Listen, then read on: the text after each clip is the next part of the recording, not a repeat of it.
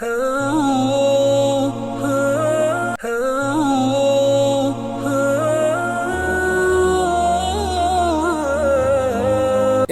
Medina முனவரா மஸ்ஜித் நபவியுடைய ஹுத்பா ஷேக் அப்துல் பாரி சுபைத்தி ஹஃபிظுல்லாஹ் ஹஜ்ஜுடைய பயணம் தல்பியா தொடக்கம் தஸ்கியா வரை, அதாவது லப்பைக் என்று ஆரம்பித்து உல பரிசுத்தம் ஆன்ம சுத்திகரிப்பு வரைக்கும் என்ற அந்த தலைப்பில் ஹம்து ஸலவாத் தக்வீருக்கு பின்னால்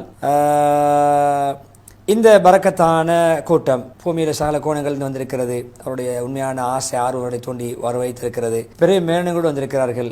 அவர்கள் அல்லாஹ்வுடைய பாவங்களை கழுவக்கூடிய மன்னிப்பை ஆதரவு வைத்தவர்களாக, பாவங்களை அழிக்கக்கூடிய மகஃபிரத்தை ஆதரவு வைத்தவர்களாக, எப்பொழுதுமே அவர்களுக்கு நிரந்தர உள்ளங்களை உறுதிப்படுத்தக்கூடிய உள்ளங்களுக்கு பலமாக அமையக்கூடிய ரஹ்மத்தை ஆதரவு வைத்தவர்களாக வந்திருக்கிறார்கள். அவருடைய களைப்பு கஷ்டங்களை தாங்கி வந்திருக்கிறார்கள். அவருடைய மனசுகளிலே பல ஸ்பார சுமைகளை கவலைகளை சுமந்து வந்திருக்கிறார்கள். ரப்புன அதீம் மகத்தான இரட்சகனை நோக்கி வந்திருக்கிறார்கள். அவர்கள் உண்மையான அல்லாஹ்வுடைய சங்கை கொடை பரோபகாரத்தில் நம்பிக்கை வைத்து உள்ளத்தோடு வந்திருக்கிறார்கள். எனவே அந்த உள்ளத்துக்கு தெரியும் அல்லாஹ்வை நாடி வந்தவர்களை அல்லாஹ் புறக்கணிக்க மாட்டான், அவர்கள் அல்லாஹ் ஒதுக்க மாட்டான். எனவே அல்லாஹ்வை நாடி ஆதரவு வைக்கக்கூடியவர்கள் அல்லாஹ் நஷ்டப்படுத்த மாட்டான் என்று தெரிந்து வந்திருக்கிறார்கள். அந்த உணர்வோடு வந்திருக்கிறார்கள். அந்த ஆத்மாக்கள் அந்த மக்கள் எல்லாம் வந்திருக்கிறார்கள். தங்களுக்கு பின்னால் துனியாவுடைய நெருக்கடிகள், துனியாவுடைய ஆடம்பரங்களை விட்டு வந்திருக்கிறார்கள். யார் அந்த பரிசுத்தமான அந்த இடங்களிலே, பரிசுத்த பூமிகளிலே அவர்கள் தங்குவதற்காக, தரிப்பதற்காக வேண்டி. எனவே ஆதரவு எப்பொழுதுமே உண்மையாக ஆதரவை சுமந்து வரக்கூடிய உண்மையான ஆதரவோடு வந்தால் அவர் உண்மையிலே அது கிடைக்கும் என்பது நமக்கு நிச்சயம். எனவே ஹஜ்ஜுடைய பயணம் இருக்கிறது. எட்டுக்களை வைத்து தூரங்களை வைத்து கணிக்கப்பட மாட்டாது. அதாவது செய்கின்ற கிரியைகள் அமல்களுடைய எண்ணிக்கை வைத்து கணிக்கப்பட மாட்டாது. மாறாக உள்ளங்கள் ஏற்படுகின்ற தக்வாவை வைத்து தான் ஹஜ்ஜு மதிப்பிடப்படும். எனவே உண்மையிலே வந்த நோக்கத்தில் உண்மையான நோக்கம், தூய நோக்கத்தில் வந்தவர்கள் நன்மாராயம். அல்லாஹ் துஆவில் இஹ்லாஸோடு துஆ கேட்டவர்கள் நன்மாராயம். அதே போன்று அவர் அல்லாஹ்வுக்கு முன்னால் நிற்கும் பொழுது சரியாக அழகான முறை நின்றவர், தரித்தவருக்கு நன்மாராயம். அதே நேரம் இந்த இடங்கள் நிற்கின்ற பூஜை பூமி நிற்கின்ற பொழுது, தரிக்கின்ற பொழுது அவர் எப்பொழுதுமே தன்னுடைய பாவங்கள் சுருட்டி எடுக்கப்பட்டு வீசப்பட்டு அவர் புதிய ஒரு வாழ்க்கையை வாழக்கூடிய ஒரு எண்ணத்தோடு இருப்பாரே அவருக்கு நன்மாராய். முஹம்மது ஸல்லல்லாஹு அலைஹி சொன்னார்கள், யார் ஹஜ்ஜி செய்கிறார் அல்லாஹ்வுக்காக வேண்டி, அதே வேணும் அவர் அனுமதிக்கப்படாத விடயங்களை கணவன் மனைவி உறவிப்பேன், அவர் அந்த தடுக்கப்பட்ட இடங்களை தவிந்து கொள்கிறார், ஆபாச பேச்சுக்கள் ஆபாச செயல்களை தவிந்து கொள்கிறார். அதே போன்று அல்லாஹ் பாவமான பேச்சுக்கள் பாவமான செயல்களை தவிந்து கொள்கிறார், அவர் தூசண வார்த்தைகளை தெரிந்து கொள்கிறார். அப்படியே அவர் ஹஜ்ஜை வாயை பேணி உடலை பேணி இச்சைகளை கட்டுப்படுத்தி உரிமையார் செய்தால் அவரை அவருடைய தாய் பெற்றெடுத்த நாளில் அவர் அன்று பிறந்த பாலகன் போன்று மாறுகிறார். புகாரி முஸ்லிம் ரஹிமஹுல்லாஹ் ரிவாயத். எனவே இப்படிதான் அவர் ஹஜ்ஜுடைய ஹஜ்ஜு பயணம் இஹ்ராமை கொண்டு ஆரம்பிக்கிறது. ஏற்கனவே உடுத்திருந்த ஆடையை களைகிறார். அவர் அந்த ஆடையை களைகின்ற பொழுது அந்த ஆடையோடு சேர்த்து எதை களைகிறார் தெரியுமா? அவருடைய உள்ளத்திற்கு துனியாவுடைய சுமைகளை களைகிறார், அவருடைய கவலைகளை களைகிறார். அவரை உண்மையிலே பரிசுத்தமானவராக அந்த ஆடையை களைந்து தூய்மையானவராக, அதே நேரம் அதாவது அவர் வெளிரங்க ஆடையை களைகிறார், அவருடைய உள்ரங்கத்திலிருந்தும் சில விடயங்களை களைகிறார். வெளிரங்க ஆடையை கழட்டி விட்டு இஹ்ராம் அணிகின்ற பொழுது உள்ளத்தில் இருக்கின்ற தற்பெருமை, முகஸ்துதி, அதே போன்று அகங்காரம், தலக்கணம், மமதை, இதை களைகிறார். இதை கழட்டி ஆடையை கழட்டும் பொழுது இவைகளையும் கலட்டுகின்ற உணர்வோடு கலட்டுகிறார். இதை கழட்ட வேண்டும். எனவே இந்த பரிசுத்தமான பரக்கத்தான புனித பூமிகளிலே அவர் ஒவ்வொரு அல்லாஹ் அல்லாத ஏனைய தொடர்புகளை அனைத்தையும் விட்டு ஒதுங்கி விடுகிறார், வீசி எறிகிறார். எனவே இந்த ஹாஜிகளுடைய இந்த பெருந்திரளான கூட்டம் ஒரே ஆடையில் வந்திருக்கிற ஹராமுடைய ஆடையில். எனவே வித்தியாசங்கள் கிடையாது, வேறுபாடுகள் கிடையாது.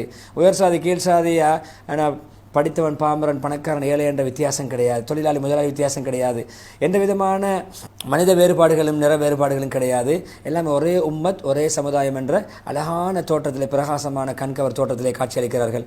ஹாஜ்களே, அதாவது நீங்கள் யார் தெரியுமா? இந்த கண்ணியமான உம்மத்தின் ஒரு பிரஜை. கண்ணியமான உம்மத் அது தனித்துவம், அது தனித்துவத்தில் உண்மையிலே அவருடைய வரலாற்றிலே தடையாத நம்ம உறுதிமிக்க ஒரு சமூகத்துடைய பிரஜை. அது தன்னுடைய வாழ்க்கை தத்துவங்கள் விழுமியங்களிலே பண்பாடுகளிலே உயர்ந்த ஒரு கூட்டத்துடைய ஒரு பிரஜை. எப்படியான சமூக பிரஜை நீங்கள்?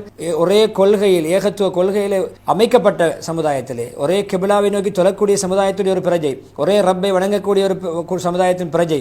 எனவே நீங்கள் எப்பொழுதுமே அவருடைய இந்த உம்மத்தை சேர்ந்தவர்கள் சரியாக உண்மையாக புரிந்து கொள்ள வேண்டும். தோற்றங்களை வைத்தோ, வெளிரங்கங்களை வைத்தோ, படிப்பு பட்டம் அந்தஸ்து பணத்தை வைத்தோ வித்தியாசம் கிடையாது. அது சிறப்பு கிடையாது, ஏற்றத்தாழ்வு கிடையாது. சொத்து செல்வங்கள் பதவி அந்தஸ்துகளை வைத்து சிறப்பு கிடையாது. உண்மையிலே சிறப்பு, உண்மையிலே அது சிறப்பில் இருக்கிறது உள்ளத்தில் இருக்கிற ஈமானை வைத்து, ஈமானில் யார் கூடுதலானோ அவர் தான் கண்ணியமானவர். அதே போன்று உண்மையான அவருடைய எண்ணங்கள் உண்மையாக இருந்தால் அவர் தான் சிறந்தவர். எனவே அவருடைய அமல்கள் அந்த எண்ணத்துக்கு ஏற்றவாறு வெளியாகுமே, ஈமானுடைய தூய்மையான உள்ளத்தோடு அமல் வழியாகவுமே அவர் சிறந்தவர். நிச்சயமாக அல்லாஹ்விடம் உங்களில் மிக கண்ணியமானவர், உங்களில் இறையச்சம் உள்ளவர், உங்களில் தக்வாவில் யார் உயர்ந்தவரோ அவர் தான் உயர்ந்தவர். ஹுஜராத் 13 ஓதி ஹாஜ் லப்பைக் அல்லாஹும்ம லப்பைக் என்று சத்தத்தை ஓங்கி அது என்ன உரத்த குரலில் சொல்கிறார். அது எப்படிப்பட்ட வார்த்தை தெரியுமா? அது வாழ்க்கையின் தாற்பயத்தை உள்ளடக்கிய வார்த்தை. அவர் என்ன சொல்கிறார் தெரியுமா? ரப்பே, நான் உனக்கு சொந்தமானவன். ரப்பே, நான் உன்னுடைய கட்டளையை கட்டுப்படக்கூடியவன். நான் உன் பக்கம் முன்னோக்கி வந்திருக்கிறேன். உன்னை தவிர அனைத்தையும் விட்டு ஒதுக்கி விட்டேன். அதே போன்று தல்பியா என்று சொல்லக்கூடிய இந்த லப்பைக் அல்லாஹும்ம லப்பைக் நாவிலே எப்பொழுதுமே மீட்டப்பட்டு கொண்டே இருக்கும். அவர் மீட்டி சொல்லிக் கொண்டே இருப்பார். அது சொல்லும் பொழுது அது உள்ளத்தை அமைதிப்படுத்துகிறது, உள்ளத்தை அது ஊக்குவிக்கிறது, தூண்டிவிடுகிறது. பின்னால் அந்த கருத்துக்கள் எல்லாமே அவருடைய வாழ்க்கை நடைமுறையிலே செயற்பாடிலே வருகிறது. தொழுகையில் உள்ளச்சம் கூடுகிறது. அதே போன்று தன்னுடைய தொழிலை அமானிதத்தை கொடுக்கிறது. அதே நேரம் கொடுக்கல் வாங்கலில் உண்மை தன்மையை கொடுக்கிறது. நாணயத்தை உண்டாக்குறது. நேரான மார்க்க வழியில் அவருக்கு நிலையான போக்கை கொடுக்கிறது. தல்பியாவுடைய யதார்த்தமாக இருக்கிறது. அதுக்கு பின்னால் தவாஃபிலே நுழைகிறார். காபத்துல்லாவை சூழ தவாஃப் செய்கிறார். அந்த தவாஃப் என்ன செய்கிறார்? பல உன்னதமான நோக்கங்கள் உள்ளத்திலே அது ஆழப்பதிக்கிறது.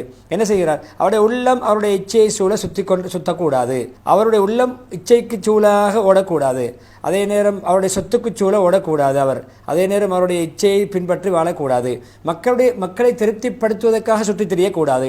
மாறாக அல்லாஹ்வுடைய திருப்தி, அல்லாஹ்வை மாத்திரம் திருப்திப்படுத்துகின்ற அந்த வட்டத்தில் சுத்த வேண்டும். அதே போன்று தவாஃப் எப்படி இருக்கிறது தெரியுமா?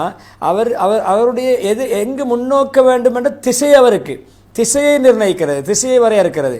அவருடைய முழு நோக்கம், முழு குறிக்கோள், வாழ்க்கை முழுக்க அல்லாஹ்வுடைய திருப்தி மாத்திரம்தான் இலக்கையும் லட்சியத்தையும் அவருக்கான ஒரு குறிப்பிட்ட ஒரு இலக்கை அது வரையறுக்கிறது. அல்லாஹ்வுடைய திருப்தி மாத்திரம்தான் என்னுடைய இலக்கு. சஃபா மர்வாவுக்கு தொங்கோட்டம் ஓடுகிறார். அவர் ஹாஜர் அலைஹிஸ்ஸலாத்துடைய அந்த தொங்கோட்டத்தை ஞாபகப்படுத்தியவராக ஓடுகிறார். எந்த அளவுன்னு சொன்னால், பச்சைகள் இல்லாத, தண்ணீர் இல்லாத அந்த வறண்ட பாலைவனத்திலே என்னாலும் அந்த தாய் அல்லாஹ்வோடு தொடர்பட்டவராக இருந்தார். உடம்பால் ஓடுகிறார். அவருடைய உள்ளமோ ரப்போடு திருப்தி கொண்டதாக இருக்கிறது, ஈமான் கொண்டதாக இருக்கிறது. ஹாஜ் கற்றுக்கொள்கிறார். இந்த சஃபா மர்வாவுடைய தொங்கோட்டத்தின் மூலம் தன்னால் முடியுமான முயற்சிகளை, தன்னால் முடியுமான காரணங்களை செய்ய வேண்டும். ஆனால் அதை அவர் அந்த அஸ்பாபுகளை, காரணிகளை இறைவனாக இருக்கக்கூடாது, காரணிகளை நம்பக்கூடாது. அவர் பூமியிலே பாடுபட வேண்டும், தொழில் செய்ய வேண்டும், முயற்சிக்க உத்தியோகம் செய்ய வேண்டும். என்றாலும் அவருடைய உள்ளமோ வானத்தின் இறைச்சகனோடு சம்பந்தப்பட்டிருக்க வேண்டும். உலகத்திலே துறைகளில் ஈடுபட வேண்டும், சகல துறைகளிலும் ஈடுபட வேண்டும். உள்ளத்தொடர்பு அல்லாஹ்வோடு இருக்க வேண்டும் என்பதை அங்கே படிக்கிறார்.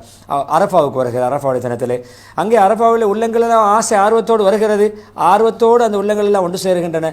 அங்கே அந்த ஆத்மாவோடு சேர்ந்து உண்மையான ஒரு தரிப்பு அங்கே ஏற்படுகிறது. ஒரு மனிதனுடைய பலகீனத்தை பார்க்கிறார், தன்னுடைய குறைபாட்டை உணர்கிறார், தன்னுடைய பாவங்களை நினைத்து பார்க்கிறார். அவருடைய அந்த ரப்புக்கு முன்னால் பச்சாதாபப்படுகிறார், அழுகிறார், கெஞ்சுகிறார், கண்ணீரை வடிக்கிறார், அச்ச கண்ணீரை, கவலை கண்ணீரை வடிக்கிறார்.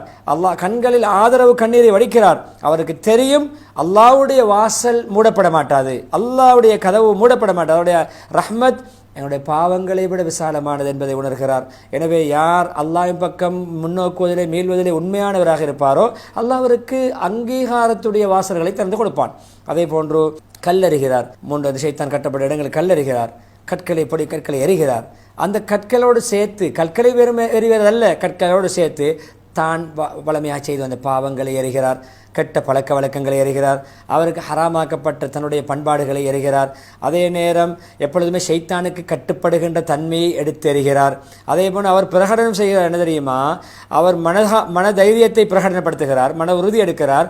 இதற்கு பின்னால் பாவத்தின் பக்கம் மீள மாட்டேன், பாவ வழிகளில் செல்ல மாட்டேன்.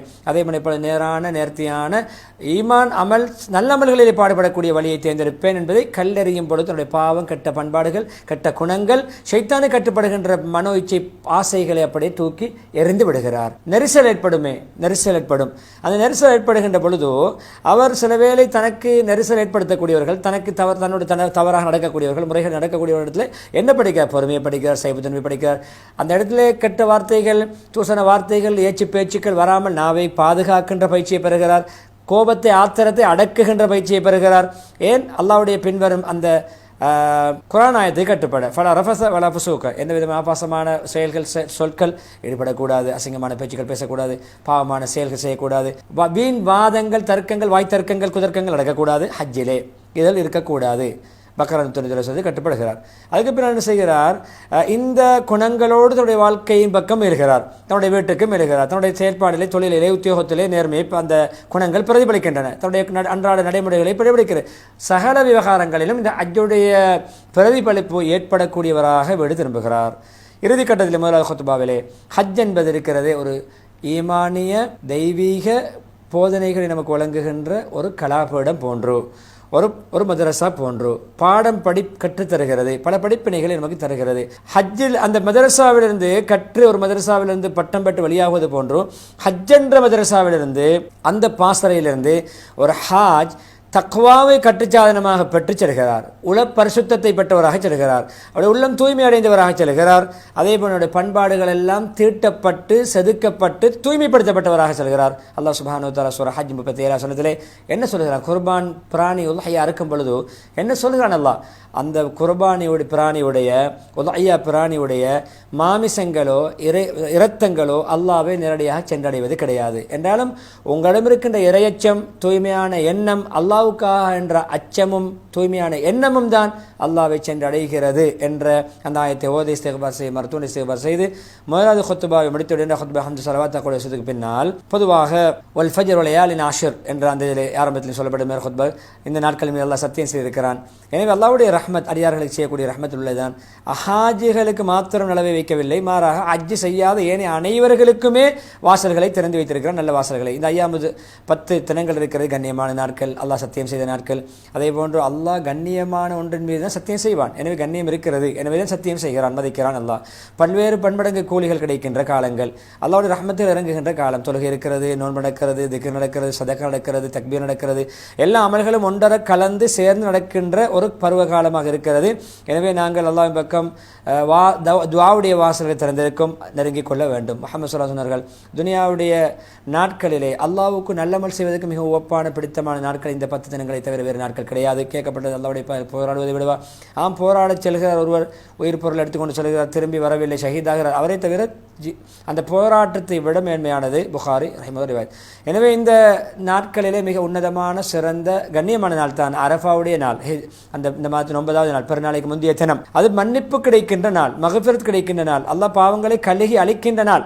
முஹம்மது ஸல்லல்லாஹு அலைஹி வஸல்லம் அரஃபா தினத்தின் நோன்பு, அரஃபா தினத்துடைய நோன்பு நான் அல்லாஹ்விடம் சென்ற வருடம் இதுக்கு பின்னர் வர இருக்கணும், இப்போ துல் ஹஜ்ஜா மாதத்தோடு நாங்கள் முடிக்கிறோம் வருடம், அந்த வருடத்துடைய பாவம் இதுக்கு அடுத்த வருடம் 2 பாவங்களுக்கு குற்றப்பரிகாரமாக அமையும் என நான் ஆதரவு வைக்கிறேன், நான் நம்புகிறேன்.